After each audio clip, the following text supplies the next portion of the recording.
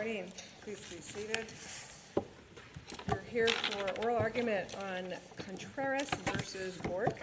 It's our number CV-24-0217. A couple things before we get started. First of all, this is a momentous occasion for us because it is the first time we've had a complete court with Justice Mary Elena Cruz joining us. This is her first oral argument with us, so we'll always remember this case, so don't mess it up, Don't mess the argument. Second, each side has 20 minutes, and there is a clock at the podium for your use, and you may keep whichever time you'd like for rebuttal, but you'll have to keep your time yourself on that. So with that, let's begin. So please begin. Just for announcement, obviously, I believe that Ms. Burke is going first. Nope. It is, whose petition for review is it? It's Ms. Burke's. Oh, well, you guys, okay, we're all ready. You're on the wrong side. You're messing us up already. But thank you. That's why I'm looking to you going, okay. So please, well then, Miss, is it Bork or Burke? It's Burke. It just looks like Burke. Burke. Okay, either one. Ms. Burke, please begin then, and we'll just keep it, and you've got that right of who to keep. So you'll have to keep whichever time you'd like for rebuttal. Thank you. Good morning, may it please the court. Nancy Burke here, pro se, not by choice, by necessity. So the answer to the court's question that I granted on my petition for cross review is yes. A judge is disqualified after self-recusal in a dissolution action. And the reasons for that weren't quite easy for me to articulate because I don't know that this has been decided before. So, and I think that's also because the statute is somewhat new in Arizona for vexatious litigants, and I don't think this particular question has been addressed. I couldn't find any precedent anywhere, let alone in Arizona. Ms. Briggs, may I ask you a couple actual questions? Sure. Just so that I have this straight. Absolutely.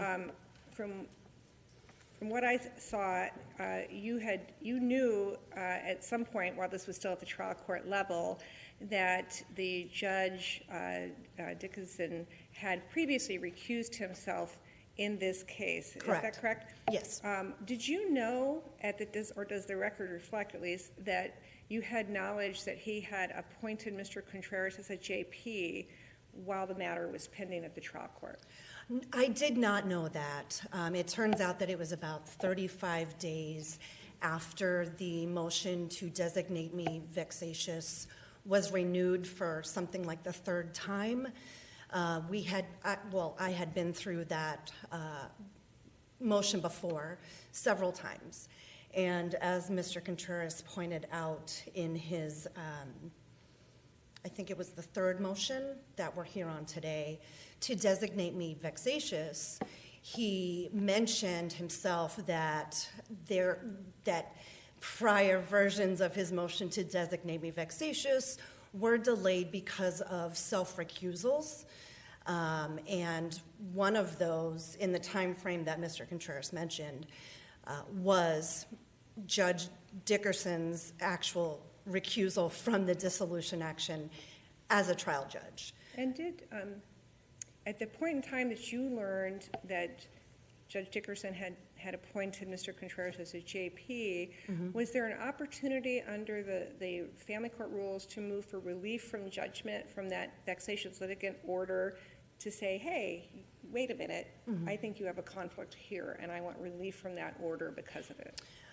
I can't recall the timelines in the rules offhand, but when I first realized that he had appointed him, it was, I believe, the week that my opening brief was due to Division II Court of Appeals. Okay, so you'd already filed your notice of appeal by then? It was long past then, yes. Okay, thanks. Yes. And so, and in a dissolution action in particular, I think it's important that the court clarifies that self-recusals will hold when it comes to a vexatious litigant statute, because the vexatious litigant statute is it's one of those statutes that the legislature appears to have enacted with a lot of strong language, and it's, by definition, unilateral. So in order for the proper findings to be made, all of the statutory findings to be made, the court has to go through one side only and make judgments about their conduct, which in a dissolution action, that's the 403A1 factor. It's a very important factor going throughout a dissolution case. So when a judge recuses in a dissolution case and does not give reasons, which they normally don't do. In fact, I see this court all the time. Does the record here reflect why Judge Dickerson recused in the first place? No, it does not. And that is something that I had relied upon particularly because, unfortunately, I've had 2 divorces, and both of them were in Cochise County. And shortly before this version, after this particular version of the vexatious litigant motion was filed, I had filed for my second divorce out of Cochise County as well. And the cases, in terms of the self-recusals, were similar in that in Mr. Contreras' case, all the judges recused almost immediately, were both practicing attorneys. I didn't ask why, it just happened, and I expected it. However, with my second divorce, everyone had self-recused except for Judge Dickerson, actually. So when he did not recuse in that second case, I had just gone with it. He made substantive rulings as the trial judge there and became presiding judge soon after. It never affected that case in terms of him being the presiding judge, but I went with that. However, in this case, he had self-recused as the trial judge, and I wondered what the differences were in my mind, which I don't think is terribly relevant in a case like this, actually. I think that's why the answer to the question the court asked is yes. Okay, so let me Yes, stop you there. sure. If the answer to the question is yes, tell me under Rule 211A, A1, or just Rule 211, why? Why is the answer yes? Well, 211A speaks specifically to the judge knowing personal facts. And I think in a case of self-recusal, when the reason isn't given, which my understanding is that's normally what happens, the reason isn't given, the self-recusal just happens. And the parties are not given the opportunity to ask. And it's somewhat circular, but in my mind, I figured Judge Dickerson, especially given that I had 2 cases, he knew the facts as to why he was self-recusing. He didn't give us the opportunity to object or agree. He just did that and moved on with one case and not the other. So, the personal facts are in his mind, and it's not, frankly, a party's business to question why a judge would recuse. And I didn't feel it was my business to ask him to recuse again. He had already done so. Counsel, let me ask you Sure. a question then. So I want to make sure I understand you in relying on the personal facts part of 211A1. Is that because you didn't see any bias or prejudice against you in the second case, that you're deducing the basis for his recusal in the first one then must have been based on personal facts? Oh, actually, well, I didn't think that much about it, frankly. I had to sort of look back on it and see why he didn't recuse again, I suppose. And it's not necessarily the personal facts. I mean, in my mind, which I do think is kind of irrelevant, I thought it was more that there was a bias in favor of Mr. Contreras rather than against me, because I was the same party in both cases. And it's not just the personal facts, because again, I didn't find it my place to look into his mind.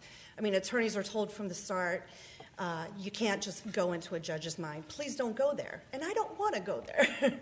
I relied on the recusal in the one case versus the other. And I think the answer to the question is yes, because of the personal facts issue, but also because he showed that he was already going to be perceived as biased. And I think that's one of the bigger issues as well, is the perception at large. I mean, there's, the procedural issue in my particular case. I think there's a sort of political type issue as far as perception of the public.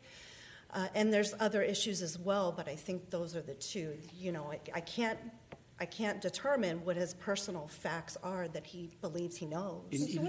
Go ahead. In your view, Yep. once a judge self-recuses, doesn't provide an explanation or a basis for the recusal, can that judge ever return to preside over that matter? Preside over that matter? That case, return to the case. I think if there were reasons given in the first place and those reasons had resolved, certainly. And there's plenty of case law, and I think I cited some of it, where they can certainly return for ministerial matters or administrative matters. But the vexatious litigant statute goes well beyond that. You have to consider conduct of only one party. And in this case, and probably most of them, I imagine that it's on the motion of the other party. So I think they can, and people can even agree to have a biased judge, whatever that term may mean, come back on. But that didn't happen here. But it would require some explanation by the judge to the parties, consistent with Rule 211, Comment 5. I think it would either require that, or it would have to be an administrative or a ministerial act, not something substantive. What do we do, though? I certainly think the judge should have said, hey, I've recused on this case, but this is why I'm coming back, to give the parties that opportunity. Sure. But if that's so, if the judge made a mistake here, I'm trying to think, what's the remedy? I am a little concerned that you didn't raise it to the court to make a record to assess whether there's actual bias here, or was it just an appearance of impropriety or appearance of bias? Because sometimes judges will recuse just for that reason. In fact, I think most often it's more of an appearance than an actual bias. Right. So in terms of assessing, did it make a difference? Were you harmed? That kind of thing. It's difficult when we don't have a record.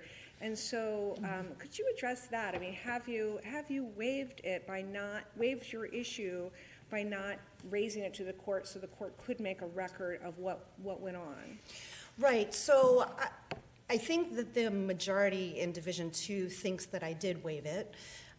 And the dissenting opinion points out the fact that I did actually talk about the judge recusing himself. And I didn't go into specifics because I knew that he didn't give a reason in the first place. And I don't feel that it's my business, however the court would like to put that in more technical legal terms.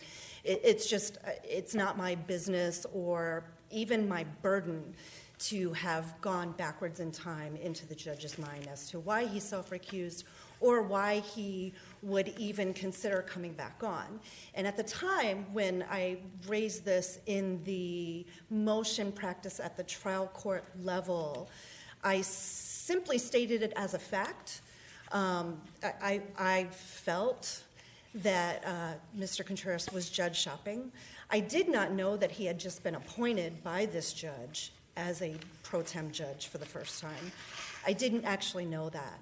But I put in the motion practice that I felt that he was looking for someone else to address the substance of the dissolution matter, because he had just been denied some motions in that court within less than a week prior to filing his motion again, to have me designated again.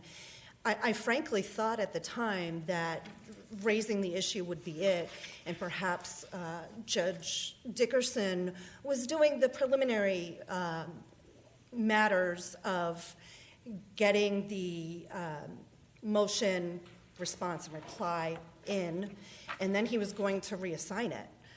Before I knew it, he had ruled, and I did not come out and say, please recuse yourself. I didn't.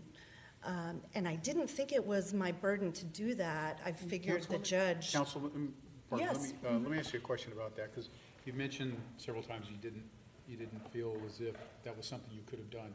And I'm curious whether or not you're basing that on a particular ethical rule of professional responsibility, or this court's prior case law, or some ethical advisory opinion, or is this just a matter of practice and custom?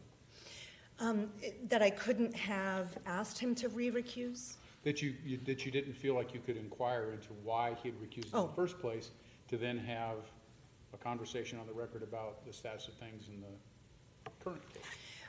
Frankly, at the time, I didn't think he was going to go all the way through with deciding the actual substance of the motion, given what it was asking, what the statute says, what the vexatious litigant statute says, and the fact that he had been asked to address it only in terms of the dissolution. I didn't think it was... So I understand that. Sure, I understand sure. why, the timing-wise, but I'm really curious, because I want to know if this is something we might have to clarify. Right. Why you felt that you couldn't bring that issue up before the court. At the time, it wasn't a conscious decision to not, to think to myself, I cannot do that. I thought he was doing the administrative part of getting the motions in and probably reassigning in the background. And there are, I forget which case it was that I pointed out to the court, but it's been pointed out over and over again, if you don't want to, if you are thinking about alleging bias, but the judge had already self-recused, it's going to be problematic where you're going to have to make allegations based on speculation and facts. You're going to taint the case for that judge and any future judges. I just didn't think to sort of guess that he was going to not only proceed, but yes. You knew that this decision might be made by Judge Dickerson. You knew that was on the table when you said that father wishes for the presiding judge, who already recused himself due to conflict of interest, to address the merits of the motion. So you knew that was in play. Mm-hmm. Why would you not object to express and to preserve the fact that you did not want this judge to sit on the determination of whether or not you were a vexatious litigant? Why not preserve the objection? Sure. Well, I didn't think I had to, because he had already self-recused. He had already shown that appearance of impropriety. So you assumed he would not hear the vexatious litigant motion? I don't know if I would go back in time and allege that there were assumptions made. I'm not sure if I could say that things have been very crazy, for lack of a better term. So I'm not sure at that time if I consciously thought about that. But I know that if I were to have raised bias myself, rather than just relying on the judge's self-recusal, it would have raised all kinds of other issues for me in a small community. So then you concede that this statement you made was not an objection? I don't know if I would go so far as to say that. Yeah, I mean, it wasn't a 409, certainly. It wasn't an affidavit alleging bias.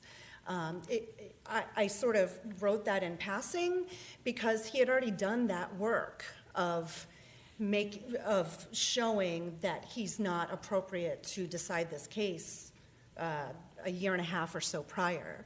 So I don't think, I didn't think that I had to go out of my way to try to prove something, especially when he self-recused without giving that reason at that time. Now, the actual family court case is treated separately, distinctly from the vexatious litigant motion, isn't that right? In this case, it was not. Father had asked that I be designated vexatious solely within the context of the family law case. Right, but the determination of whether or not a person is a vexatious litigant is made by the presiding. Or his designee. Correct. Right, so it's treated separately from the actual family case. In this case, it was not. And that's shown throughout the ruling itself, the 5-page ruling or so. This court, this presiding judge talked about going back an indeterminate amount of time to review the trial court's rulings over and over again and rely upon those rulings that were made by judges that did not recuse. You might want to save the rest, your 30 seconds. Thank you. Thank you. Okay, is it Ms. Paul? Yes, Your Honor.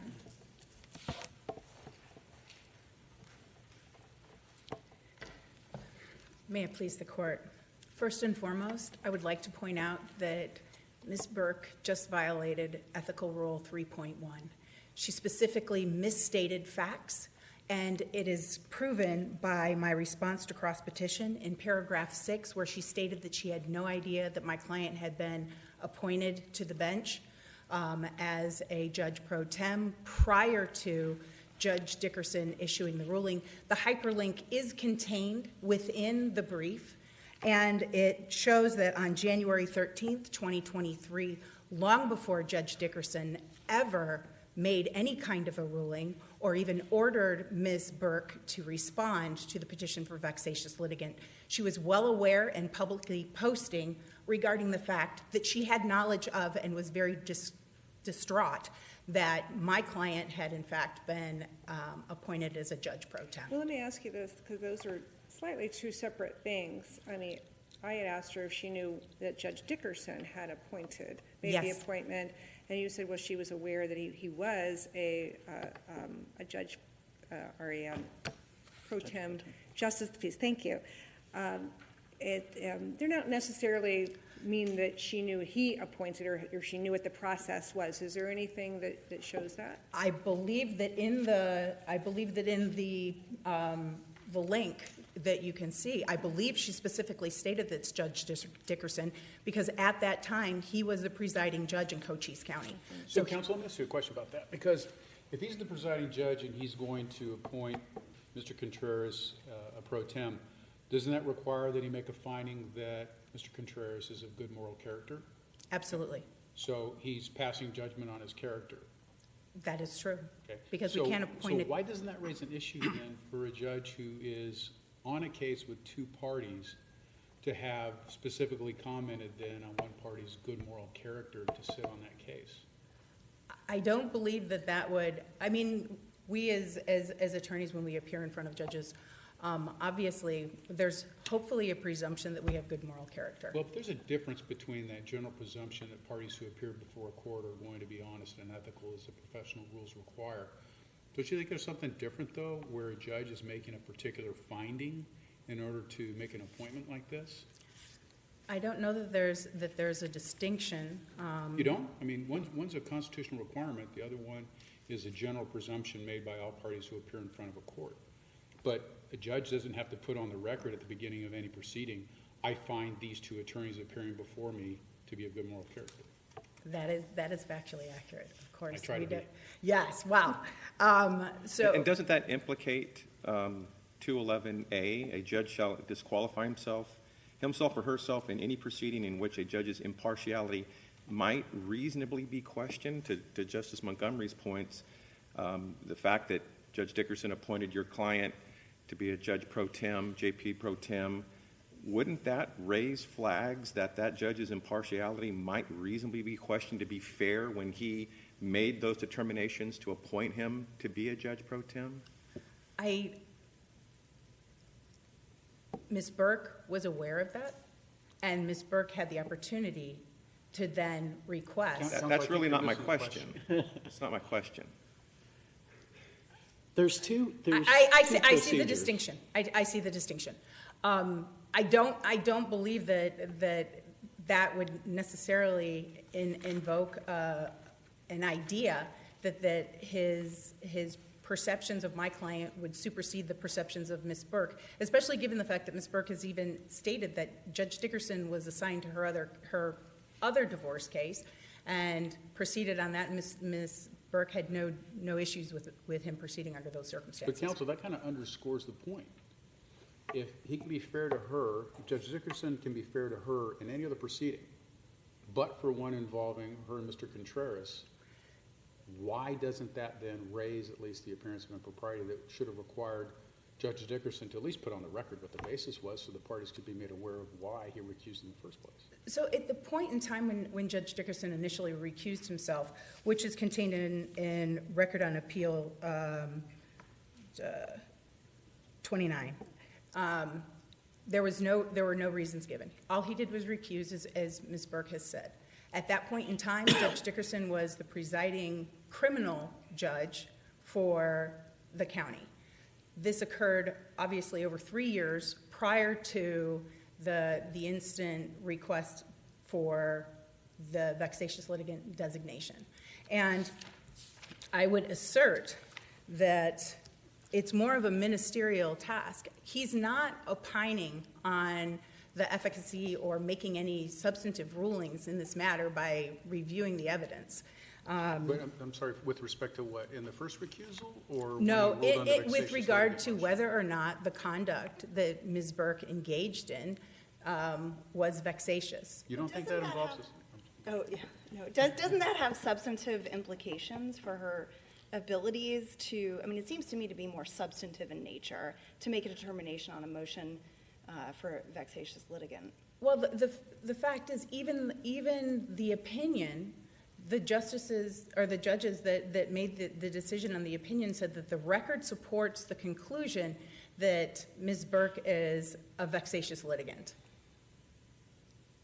So the totality of the record in this matter supports the fact that if you take a look at the pleadings that were filed by Ms. Burke, and the primary reason is obviously she continues to file the exact same motions over and over again. Well, that very well may be, counsel, but it still begs the question on whether or not an impartial judge sat over the proceeding to make that determination. But there's nothing in the record to reflect the fact that he was not impartial. So if Well, he recused himself, and then there was administrative order after the recusal saying that there was a conflict. And the record's silent as to what the basis of that conflict was, so it leaves us to kind of wonder about it. That's when Ms. Burke could have requested clarification as to why the recusal occurred. The fact of the matter is that... Well, I'm curious, why didn't you want to know? Why didn't I want to know? Why didn't Mr. Contreras want to know the basis for the recusal? Was it because they figured it broke in his favor, so there was no need to look for it in the second case? I'm speculating now, but I want to know, why is it all on Ms. Burke? Why don't we know? Because it could be just as much then that the judge recused the first time around because there could have been something with Mr. Contreras. Well, it could have been, just like you said, Judge, it could have been that he had a bias against my client, not a bias against Ms. Burke. So why is it all on her to find out why there might have been a disqualification in the first place?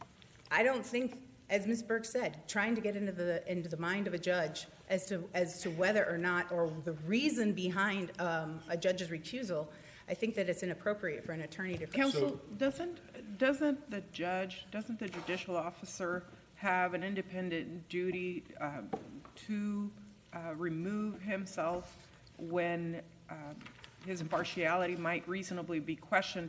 So regardless of whether a motion to disqualify is filed, regardless of whether a a litigant files an objection, we've talked a lot about waiver and whether Ms. Burke properly and timely objected, but isn't there an independent duty on the judge to recuse or remain recused in a case?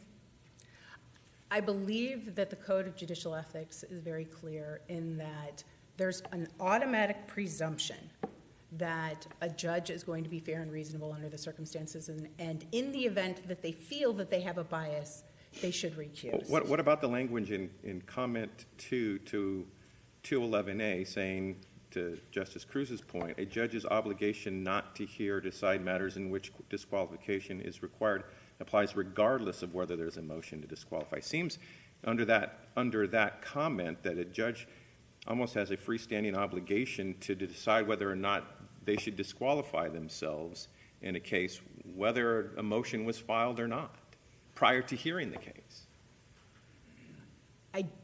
I don't think that obviously there is no compulsory obligation for a judge to recuse under circumstances if they believe that they can proceed and be fair and impartial. And I think that it's really important for us to look at the comments in 211C. And that states that the code is not intended to be the basis for litigants to seek collateral remedies against each other or to obtain tactical advantages in proceedings before a court. Thus, a litigant's lying in wait for an adverse decision to claim judicial bias can never overcome the responsibility to raise the issue before such a decision is rendered. In fact, in the opinion that was issued by D2, it states that Ms. Burke should not be afforded the opportunity to pocket the mulligan and then raising it as an issue when it got to the appellate court level and for the first time. Well, can you expound on that? Because that's something that I'm very interested in, and procedurally how we look at this case. Because I think everyone will think, benefit of hindsight, Judge Dickerson should have said, hey, I'm back on this case, and my recusal, my conflict has disappeared, something to put on the record. But he didn't. And so even assuming that's an error, where we go from here is of concern to me. It wasn't raised, so usually we look at, okay, you've waived it absent fundamental error. Do we conduct a fundamental error review here? Is it something that would rise to the level of structural error, where it doesn't really matter about the prejudice? It's just line in the sand. So could you shed some light on that, of how we should examine these issues, through which lens? And in preparing for this argument, obviously, this is an issue of first impression. When you look at the vexatious litigant statute and you run it through Westlaw or Lexis, this case is the only case that is actually cited with regard to the vexatious litigant statute. So when we take a look at substance over form, I think that what issue, what do we do? Like, how do we proceed, and what remedy should be taken? I wholeheartedly believe that in the event that this is remanded, there's going to be a significant waste of resources. Well, you're jumping over what I'm actually asking, so I probably didn't ask it very well. I'm really asking, what should our standard of review be here?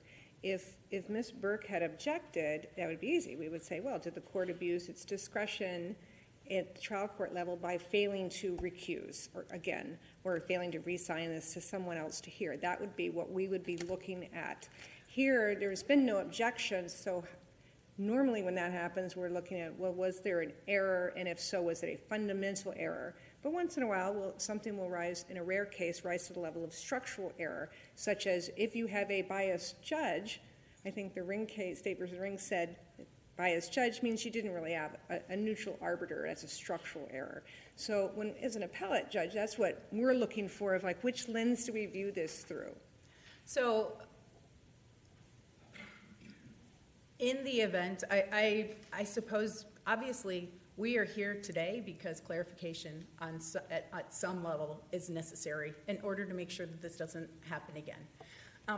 And so, moving forward, separate and apart from this case, I suppose that you are going to come up with some guidelines or some instruction to help judges moving forward so that this does not happen yet again. Because obviously, you all believe that this is something that could reoccur in cases in Arizona, not just in family law cases, but potentially in civil cases, et cetera. And so based on that, you're going to have to come up with parameters and potentially instruct a judge that in future cases, should there be a question that there, and a judge who had previously recused for an unknown reason, potentially instruct them to state, you know. Well, we don't entirely have that luxury because we Right. have to decide this case. Right. And to return to the Chief Justice's question, it seems to me here that regardless of what Ms. Burke did or didn't do to preserve her rights under Rule 211, it really puts the burden on the judge. Let's take a hypothetical. Suppose, I don't know what type of law Mr. Contreras practices, but suppose the judge was getting a divorce and hired Mr. Contreras as his attorney. Not well known, but a pretty significant relationship. Would he have been required to recuse under an appearance of impropriety? Absolutely. And I think there's case law that says that, I mean, one of the cases that was cited was because an attorney in a criminal matter had filed a wrongful termination or an employment law action against the judge, and then the judge found the... Well, so how is this really different? The Judge Dickerson hired Contreras to be a pro tem justice of the peace, making those same, types of judgments regarding his character. So he was not, first of all, he was not hired and not appearing in Superior Court. He was doing initial appearances in Justice Court. So, Right, but it's the process of the act, it's Judge Dickerson's act of selecting and finding that Contreras met the requirements, which include good character. Right, but we have nothing in the record to presume that he didn't find that Ms. Burke also didn't have good character. While there is, obviously, by appointing my client as a judge pro tem, he had to make that finding under the Supreme Court rules. There's nothing in the record that reflects the fact that he thought that Ms. Burke was not also a good But by character. nature, vexatious litigation is aimed at someone, and if it's aimed at a really good guy, that the judge has opined that that this person is a really good guy, isn't that relatively equivalent? I don't know that I would necessarily draw that conclusion. That he's making statements that would, lend one to believe that he's going to favor my client over Ms. Burke. I think that the record reflected and supported his ultimate decision. And so, But that's not the standard under 211. The standard under 211 is appearance of impropriety, appearance of bias. And this is, frankly, less about, from my view, it's less about the litigants and more about public confidence in the judiciary. and again, I come back to there are so many unknowns. And as Counsel, far as I think too little has been made about the decision that the presiding judge makes as to who to appoint as a justice of the peace. We're talking about a small rural county. I think there are just a handful of Superior Court judges and probably about the same, so about 6 judges. And how many JPs? that, I don't know. I 6 primarily JPs, your practice- client is indicating.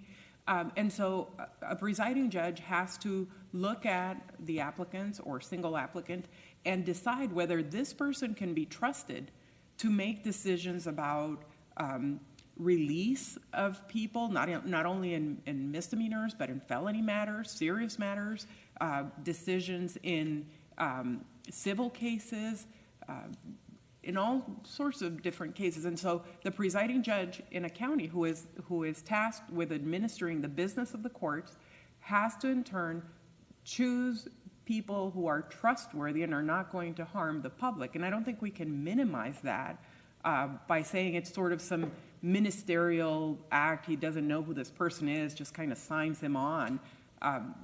Isn't there a good argument to be made that Judge Dickerson made a determination that your client was a person of good moral character to have this position of respect and authority in the county? I would go back to Zuniga versus Superior Court, and whether everything that we're looking at right now is mere speculation. Without any facts before the court, everything we are looking at is conjecture. I don't think we're speculating that the presiding judge trusted Mr. Contreras to be of good moral character and to be trusted with the decisions that he would be making in the county. I don't think that's speculation. No, he put but his signature to that. That was done, but that there would be a bias in favor of him is what I'm saying is the mere speculation. The fact that he says... Counsel, let me ask you this before your time runs out, and I want to underscore, too, what Justice Bullock said. I think this case is less about the litigants themselves than it is about what we have in the record from the judge here and what he, 2.11 calls for. So to sort of circle back, do we look at this from a fundamental error standpoint, or do you look at this from an abuse of discretion standpoint? How should we review this particular case? What? Yeah, harmless error is what I would say. Harmless error, that's not as rigorous as fundamental error. Right, but the facts and circumstances, the ultimate decision was supported by the record. So that's why on remand there has been significantly more vexatious conduct that Ms. Burke has engaged in that was outlined in Judge Dickerson's ruling. So if we weigh this moving forward, there's even more evidence at this point.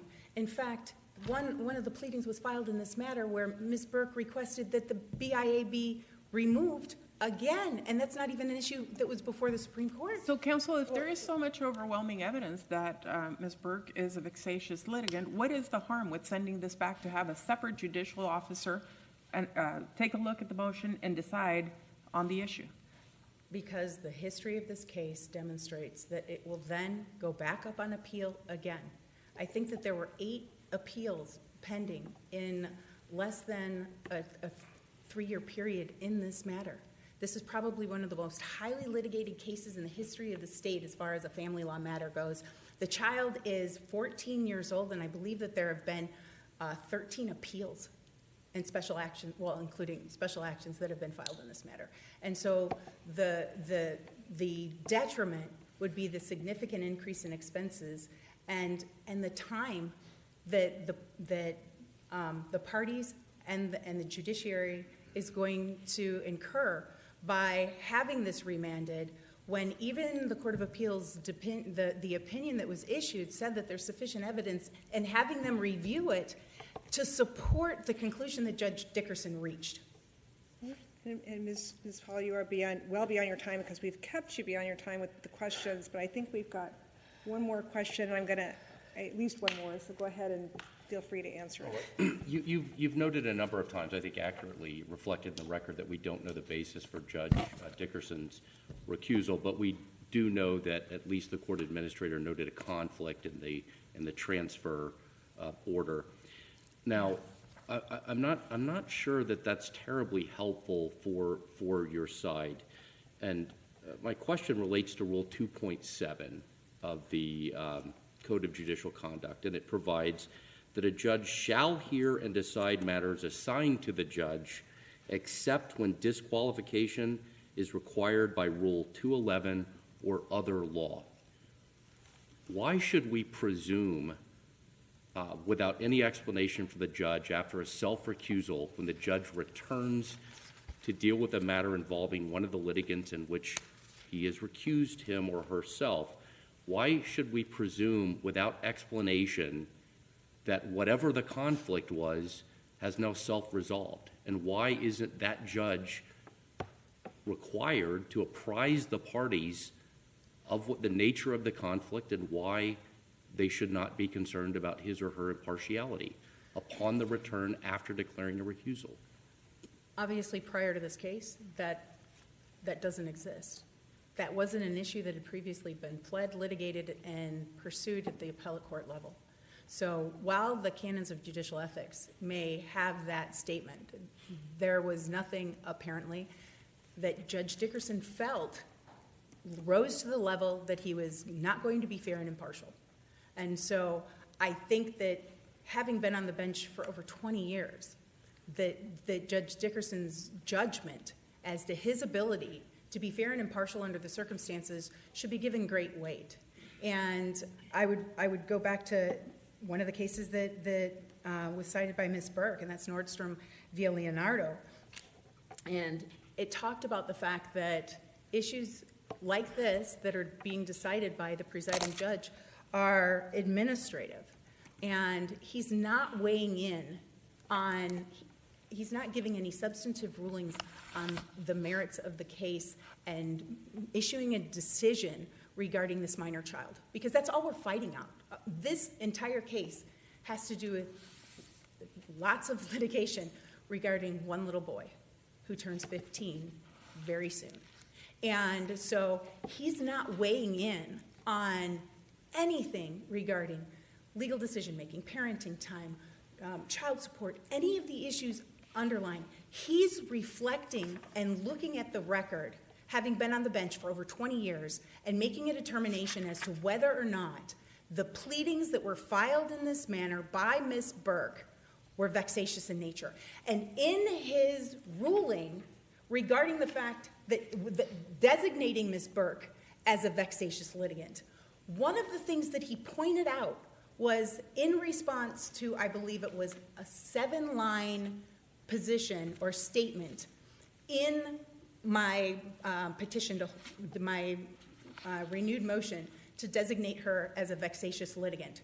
She spent a page and a half responding and disparaged the court. She constantly makes false allegations regarding domestic violence when she's the only party who the Court of Appeals has stated has been a perpetrator of domestic violence. But this is a narrative that Ms. Burke constantly sends out. Okay. Any further questions then? No, thank you. Thank you, Ms. Paul. In fairness, because we really went on and on with that, can you add maybe 3 minutes? So, Ms. Burke, we'll give you 3 minutes to do any rebuttal. Thank you. A few times Ms. Paul talked about whether Judge Dickerson believed he could be fair and impartial, or he felt he could be fair and impartial. And that's exactly the crux of the issue here. We don't go there. And the Rule 211 talks about impartiality reasonably being questioned. It's going to be questioned, and I think it was very reasonably questioned here for all the reasons talked about earlier today. And in the vexatious litigant statute, you have to make substantive determinations about parties. It's not a ministerial act. And Ms. Paul, towards the end of the argument here, talked about multiple pleadings being filed by me. The court mentioned 4, and the 4 that the court mentioned was a motion to continue, one regarding being equally treated about a gag order, wanting the proceedings to be public, and other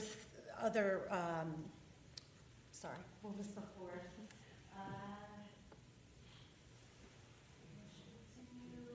To terminate the appointment of the best interest attorney, who I made those arguments before. None of them had been ruled upon. And the court here went into those four in particular, but he sort of just listed them and said they'd been argued before. They hadn't been decided before, except for the motion for equal treatment regarding the gag, which was granted and saved the court a whole lot of time and a whole lot of energy because there were hundreds of pages related to Mr. Contreras' pleading in that regard. We can't go with what the court felt or believed, as Ms. Paul wants us to do, as far as the recusal or lack thereof the second time. The court already pinpointed that he was recused and didn't state what his feelings were or the substance of those feelings, but for the public to be confident, which I agree, I think this is more about public confidence than these particular parties. Ms. Burke, can I ask you a quick Sure. question for your time's about to run out? Sure, Just sure. a factual one. Does the record show that you knew that it was Judge Dickerson who appointed Mr. Contreras as the JP while the matters were pending below? The record does not reflect that, and I can tell you, I did not know that. I don't know the ins and outs of the court procedure.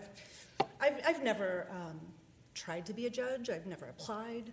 I don't care to be one. So I didn't learn about it. I didn't investigate it at the time. I was relying on his recusal before. Okay. Thank you very Thank much. you. All right. I thank all counsel for your argument, your briefing in the case. A difficult one. I appreciate your professionalism today. And we'll take the matter under advisement and issue a decision in due course. Until then, we stand adjourned.